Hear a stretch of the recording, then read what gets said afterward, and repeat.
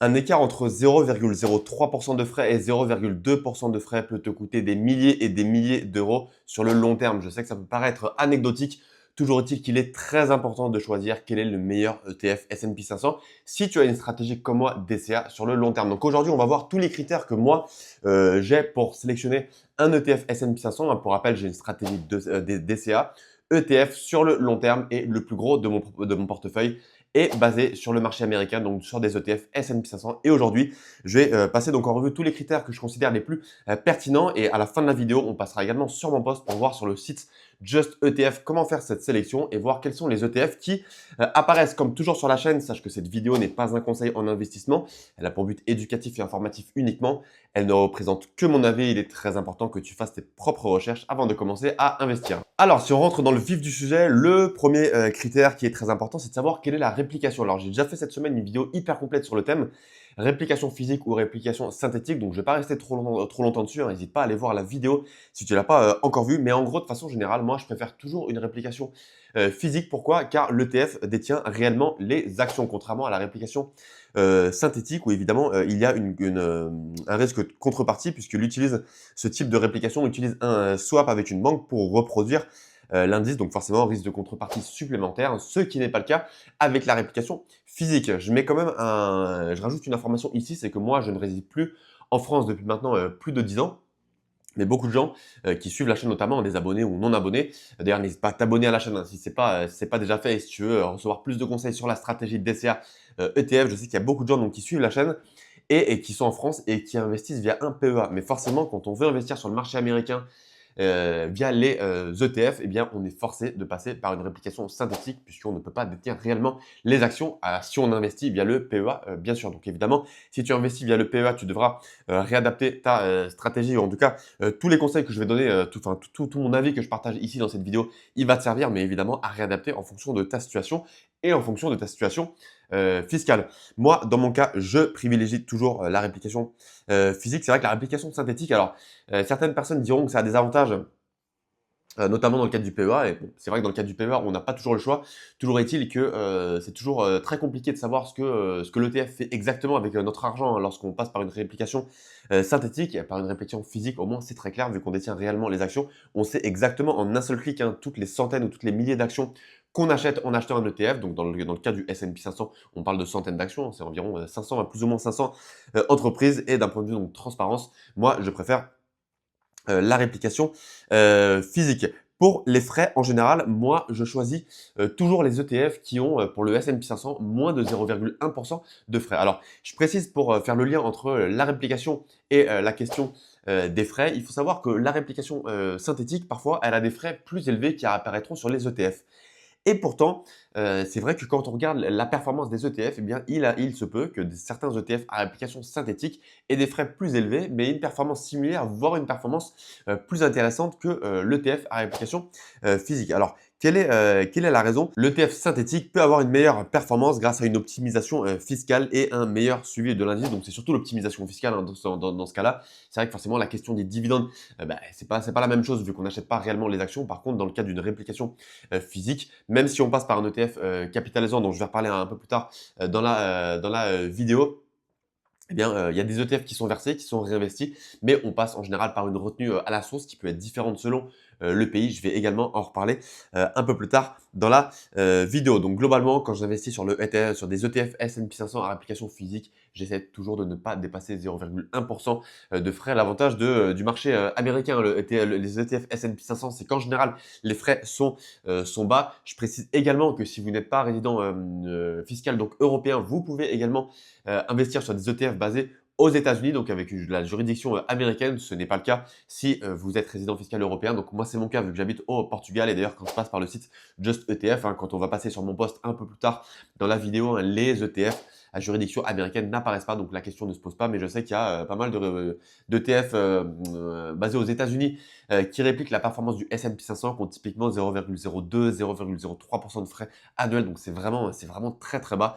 Mais nous, c'est pas le cas. Mais vous verrez quand même, on a des ETF avec des frais à 0,07% annuel à réplication physique. Donc ça reste quand même très intéressant. La question des dividendes maintenant, est-ce que je choisis un ETF capitalisant ou un ETF distribuant? J'ai également fait très récemment une vidéo hyper complète sur le sujet, n'hésitez pas à aller la voir. Alors moi, la question se pose pas, comme j'ai une stratégie long terme, une stratégie DCA, j'ai un horizon d'investissement de 10 ans, 15 ans, 20 ans, bah moi mon but c'est de profiter des intérêts composés, c'est réinvestir, réinvestir, réinvestir et bah, plus c'est automatique, mieux c'est. Donc sans aucun doute, les ETF capitalisants, un petit rappel très synthétique, même si vous pouvez aller voir la vidéo dans laquelle j'explique plus en détail et je donne des exemples concrets. En gros, lorsque vous touchez des dividendes, il y a plusieurs problèmes à ça. Le premier problème, c'est que déjà, vous allez être imposé sur les dividendes que vous recevez. Donc, vous recevez de l'argent, mais bon, par exemple, en France, il y a la flat tax, vous devez payer déjà des impôts sur les dividendes que vous recevez. Si vous souhaitez réinvestir ces dividendes parce que vous n'avez pas besoin des dividendes, vous allez vous retaper des frais d'achat qui sont différents d'un courtier à l'autre. Toujours est-il que dans la majorité des cas, il y a des frais d'achat lorsqu'on passe un ordre d'achat et qu'on achète un ETF.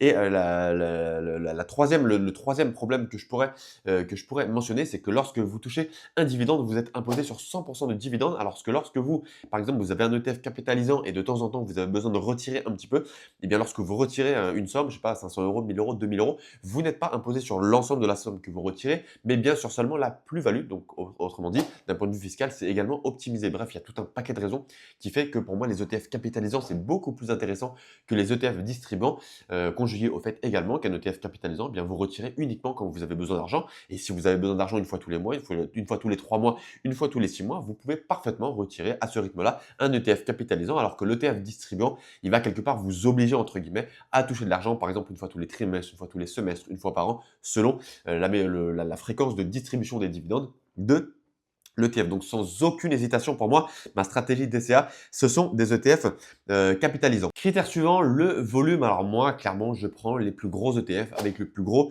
volume. Pourquoi? Parce que c'est plus intéressant en termes de liquidité. C'est plus intéressant pour avoir un spread faible, c'est-à-dire un écart moins important entre le prix d'achat et le prix de vente. Donc clairement, c'est plus intéressant. Et donc en général, je prends les ETF sur Just ETF qui en encours d'au moins 500 millions, en tout cas grand minimum 100 millions, mais clairement, je tape toujours dans les plus gros. Concernant l'ancienneté, alors c'est pas forcément le critère numéro un, mais toujours est-il que d'un point de vue sécurité, d'un point de vue tranquillité d'esprit, je préfère également prendre des ETF qui ont de l'ancienneté, au moins 3 ans.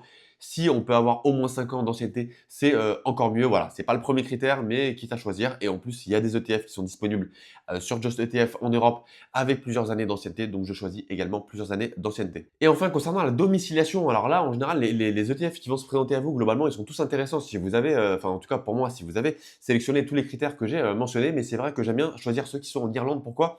Puisque l'Irlande a une convention fiscale intéressante avec les États-Unis et le prélèvement à la source, donc des dividendes, qui dans le cas des ETF capitalisants sont automatiquement réinvestis, rappelons-le, eh bien ce chiffre est de 15%, ce qui est quand même plus intéressant que pour d'autres pays, par exemple comme le Luxembourg, pays dans lequel le pourcentage peut être plus élevé que via l'Irlande. Donc en général, j'aime bien choisir par exemple des ETF de iShares, BlackRock, qui sont domiciliés en Irlande. Voilà, j'ai résumé de façon très synthétique tous les critères qui sont les plus importants pour moi. On passe maintenant sur mon post pour voir eh bien comment sélectionner ces critères sur Just ETF si vous êtes débutant, comment les sélectionner, voir les ETF qui apparaissent et on va regarder un petit peu eh bien chaque ETF, on va l'analyser ensemble pour que vous puissiez comprendre eh bien qu'est-ce qu'un ETF concrètement et surtout quel est le résultat, quelles sont les actions qu'on retrouve au sein de ces ETF et comment s'affichent tous ces différents critères au sein de chaque ETF. Ok, on se retrouve sur mon post, donc là on se retrouve sur la page de Just ETF, comme toujours il est en anglais évidemment, vous pouvez le mettre en français comme toujours, et on va aller dans les plus gros ETF S&P 500, on va cliquer pour que, vous l'avez compris, hein, le volume c'est quand même un des critères que je regarde, donc j'aime bien classer par le font size, hein, cette colonne ici qui apparaît pour avoir les ETF avec le plus gros volume. Donc évidemment là on est simplement classé en fonction du volume, les critères ne sont pas bien indiqués, donc on va les sélectionner sur la gauche. Alors on a dit que pour l'ancienneté, hein, moi j'aime bien quand c'est ancien, vous voyez qu'il y en a quand même 19 qui ont plus de 5 ans, donc autant prendre tous ceux qui ont le plus d'ancienneté. L'utilisation du profit, donc là c'est la question des dividendes, hein, évidemment en anglais. Je prends toujours accumulating, c'est-à-dire capitalisant. Je vous ai déjà expliqué pourquoi je ne choisis jamais les ETF distribuants. Ensuite, pour la taille du fonds, eh bien, les 10 qui restent font plus de 500 millions, donc quitte à choisir, prends 500 millions. La méthode de réplication, donc full replication, là c'est une réplication physique, donc on va détenir réellement les actions. Évidemment, je le répète, hein, si vous investissez dans le cadre d'un PEA, ça ne fonctionnera pas si vous souhaitez investir sur les États-Unis. Si vous investissez sur l'Europe ou sur la France, par contre, là, évidemment, c'est différent. Mais dans le cas des États-Unis, on va choisir Full Replication, car moi, je n'investis pas via le via le PEA. Et voilà les ETF qui apparaissent. Donc vous voyez que si on prend tous les critères, c'est quand même assez strict, hein, parce que j'ai beaucoup de critères, hein. J'ai du volume, les volumes, la méthode de réplication, la méthode d'utilisation d'un réinvestissement des dividendes. Bref, il y a quand même pas mal de critères. Et toujours est-il, eh bien, que quand on est résident fiscal européen, nous avons deux ETF qui apparaissent. Donc vous le voyez, un pour le premier de iShares, le deuxième de Vanguard. Donc vous avez là, ce qui apparaît, on va ensuite cliquer dessus pour rentrer dedans. Mais voilà, vous avez la taille du fonds, vous avez ensuite les frais annuels, vous avez ensuite la performance ici sur un an, la méthode de distribution et la méthode de réplication. Donc on va rentrer sur le premier qui est iShares. Là en haut, vous avez le nom de l'iShares et vous avez également le code ISIN qui, si vous cliquez sur le code ISIN, ça copie-colle et vous pouvez ensuite copier-coller ce code sur votre broker, donc sur votre courtier, pour voir s'il est disponible premièrement et ensuite investir dessus s'il est disponible. Dans la colonne du dessous, vous avez les frais, puis la méthode de distribution, donc 0,07%, accumulating pour les dividendes, ensuite une réplication physique, ensuite la taille du fonds, il est absolument énorme. Ensuite, la date de création 2010, hein, il a beaucoup d'ancienneté, et à peu près 500 boîtes vu qu'on investit sur le marché américain. Là, vous avez le prix de l'ETF, vous avez la performance, vous pouvez évidemment regarder sur 3 mois, sur 6 mois, sur 1 an, sur 5 ans. Sur 5 ans, voilà, on a plus de 100%, donc ça ne fait que monter. On a fait plus de x2 lorsque, sur les 5 dernières années, donc c'est vraiment énorme. Je précise ici, dans cette colonne, vous pouvez cliquer pour comparer deux ETF. Donc là, on ne va pas le faire, mais si vous mettez un autre code ISIN ou un autre nom d'ETF, vous verrez afficher eh bien, sur le graphique deux lignes. Donc ça, c'est vraiment super pour comparer. Et si vous descendez, vous avez ici eh bien, toutes les entreprises qui sont les plus représentées. Vous voyez d'ailleurs aux États-Unis, hein, les 10 plus grosses entreprises des 500 entreprises, ça représente plus de 36%. Donc c'est énorme, hein, c'est plus d'un tiers qui est représenté par les 10 plus grosses entreprises américaines, donc globalement de la tech, hein, on voit Nvidia, Apple, Microsoft, Amazon, etc. Ensuite, les pays, les États-Unis, presque 100%, évidemment, on est sur le S&P 500. Et ensuite, les secteurs, à commencer par la tech. Si on revient en arrière, on voit que le deuxième qui apparaît, c'est Vanguard, qui est également basé en Irlande. Donc ça, c'est super intéressant. C'est un pays que j'aime bien, vers lequel j'aime bien me tourner quand j'investis dans les ETF. Pareil, le code ISIN que vous avez ici. Ensuite, les frais. La méthode de distribution, puis la méthode de réplication physique, ça c'est super. La taille du fonds, il est très gros. Il a été créé en 2019, donc on a de l'ancienneté et environ 500 entreprises, donc 503 entreprises pour le S&P 500, c'est très bien. Ensuite, le prix, il est moins cher, donc ça peut être beaucoup plus intéressant, notamment si votre broker, hein, votre courtier ne permet pas des fractions d'actions et que vous n'avez pas 600 ou 700 euros à investir chaque mois. Si vous avez par exemple 200 euros, eh bien, vous pourrez plus facilement investir sur Vanguard. Si on descend, on a également la performance qui est bien évidemment très similaire à la performance de l'ETF précédent, puisque ce sont deux ETF qui ont une réplication physique et qui sont basés sur le marché américain, le S&P 500. Pareil, vous pouvez aller sur 3 mois, plus 10%. Sur 1 an, 26%, c'est énorme. Sur 3 ans, pardon, 72%, c'est énorme aussi. Et sur 5 ans, plus de 100%, c'est vraiment énorme. Et je ne vais pas rester trop longtemps sur les pays, donc les holdings sur les pays et sur les secteurs, vu que c'est exactement la même chose que l'ETF précédent. Voilà, vous l'avez compris, choisir un ETF S&P 500, c'est pas si compliqué, mais il faut avoir les bons critères, hein. Moi, le plus gros de ma stratégie, elle est basée sur le marché américain. Pourquoi? Parce que je considère que le cœur de l'innovation, le cœur de la croissance mondiale, ça vient des États-Unis. Et je sais qu'il y a de temps en temps des gens qui me critiquent en me disant c'est de la folie de baser le plus gros de son portefeuille sur les États-Unis. Mais ce que je répondrai à ces gens-là, c'est que en fait, quand vous investissez sur les États-Unis, oui, sur le papier, quand vous regardez Just ETF, il y a quasiment 100% qui est les États-Unis, donc un seul pays. Mais en fait, n'oublions pas que toutes ces grosses entreprises américaines, elles font une grosse partie de leur chiffre d'affaires dans l'ensemble du monde, dans plein de pays du monde et pas simplement aux États-Unis. Donc pour moi, en fait, dans la pratique, géographiquement parlant, vous êtes diversifié. Donc ça, c'est vraiment très bien et historiquement, on l'a vu, hein, certes, il y a des cracks boursiers, il y a des périodes de bear market, il y a des baisses de 20%, 30%, 40%, mais quand on regarde typiquement les graphes depuis 40 ans ou 50 ans, eh bien, toutes ces baisses, elles finissent toujours par se récupérer. Je dirais même, c'est au moment où il y a des baisses qu'en général, si là, vous investissez quelques mois ou quelques années après, vous faites de très bonnes affaires, même si, comme vous l'avez compris, ma stratégie, elle est DCA. Donc, je me fiche complètement qu'il y ait une hausse, je me fiche complètement qu'il y ait une baisse. Je rentre une fois par mois sur mes brokers, 2 minutes ça prend et je continue d'investir sur mes quelques ETF que j'ai sur mon portefeuille, notamment des ETF S&P 500. en ayant pris le temps, bien sûr, d'étudier quels sont les meilleurs ETF pour moi avec tous les critères que j'ai présentés dans cette vidéo, hein. Je dis toujours que la bourse, c'est relativement simple à appliquer d'un point de vue compétences techniques. Par contre, le plus gros ennemi, eh bien, c'est vous-même, c'est vos émotions, c'est votre psychologie.